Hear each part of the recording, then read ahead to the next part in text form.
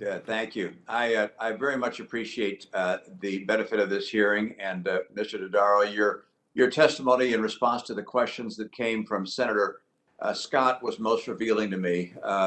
We seem like we have a national emergency we ought to be concerned about, which is the amount of our national debt yielding interest costs. I think you said $390 billion, with the potential of going to almost $1 trillion. And at this stage, we're talking about another 1.9 trillion in COVID relief measures. We're looking down the road at a highway, excuse me, at a infrastructure bill, which might be an extra 2 or 3 trillion. We keep on adding to the debt.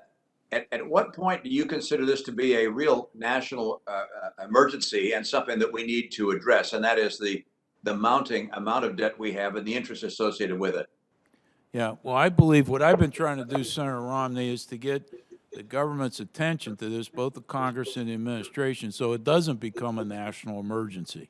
And if there's a spike in interest rate costs, or there's an unwillingness of foreign investors to purchase our debt, there could be concerns ultimately down the road. You know, one of the other advantages we have is we're the world's reserve currency, but that doesn't always have to be the case in the future. If people lose confidence, we have competitors in these areas. Right now, we're in a good position to begin dealing with this issue before it becomes a crisis and before we have to take draconian measures. So I'm very concerned that we quickly pivot to this issue as soon as we deal with the public health emergencies that we have right now and get the economy on a stable basis. We need to quickly turn to our attention to this area. I mentioned to Senator Scott, if you heard that, all the impending issues to deal with these trust funds. And I know you've been concerned about the trust funds and have some legislation to deal with that. Those are very important services that our citizens rely on and count the government to keep on good financial footing. And they're going to be teetering here.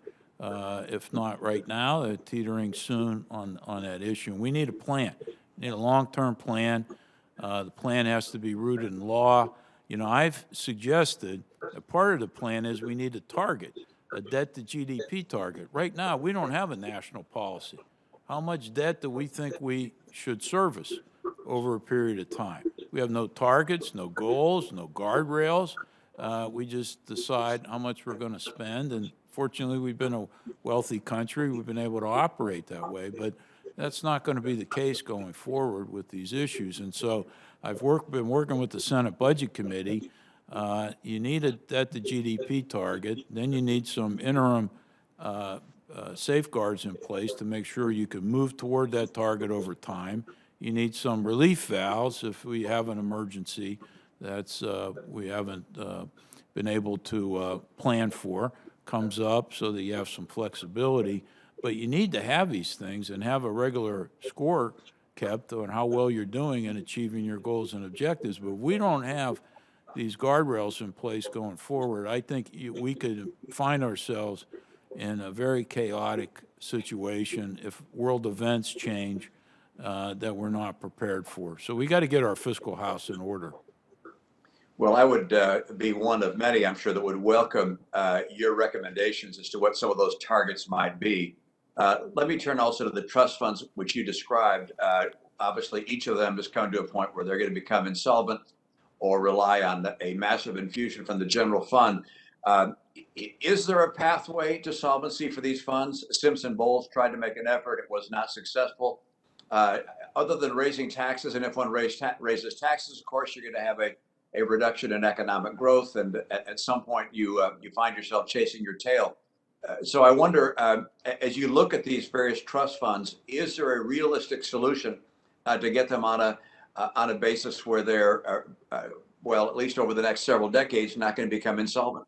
Yeah, I think as it relates to the Highway Trust Fund, there's a debate about using miles traveled rather than the gas tax as a means of dealing with that. So I think there are some alternatives for the Highway Trust Fund, you know, particularly with the advent of electronic vehicles and things. So the concept of user pay which is what we had been operating on in the Highway Trust Fund, I think is a salvageable concept if we think outside the box and move away from gas tax as the sole provider. We haven't raised that tax since 1993, but given the fuel efficiencies of cars and the move to hybrid electronic vehicles, that wasn't going to be our solution anyway in the highway area. Social Security, I think there's a lot of good options on the table to deal with that,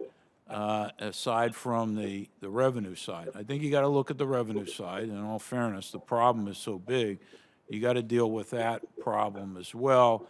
There may be, there's been proposals about doing some more means testing to eliminate the cap on Social Security benefits for higher wage earners. So there's a wide variety of things because it's a social insurance program, and we have to figure out how to craft it properly to provide safeguards. I'm very concerned about the retirement security of Americans writ large because it's not just Social Security, but the private sector has been moving away from defined benefit plans to defined contribution plans, if they have any options they're availing their workers to at all in those areas. And the burden's more shifted to individuals to plan for their own retirement. And the pillars that had been there before are a little shaky right now, both in the employer-based systems as well as the government systems, as we're talking about. And many people haven't saved themselves, which is the third pillar that we've relied on over time.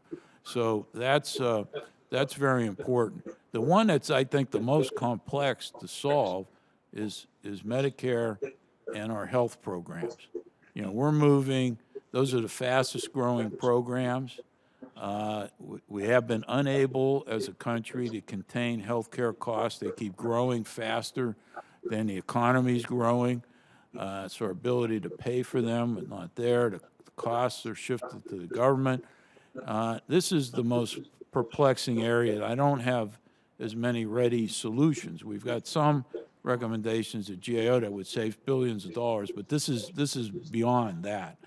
And so that's the one that's, I think, we're going to require a lot of expertise and discussion and debate on. And I think the sooner we get started trying to deal with containing these health care costs, the better off we're going to be, because that's the one area that I think can cause us the most problems long term, particularly given our changing demographics. Thank you very much. Appreciate your testimony and counsel. Mr. Chairman, thank you.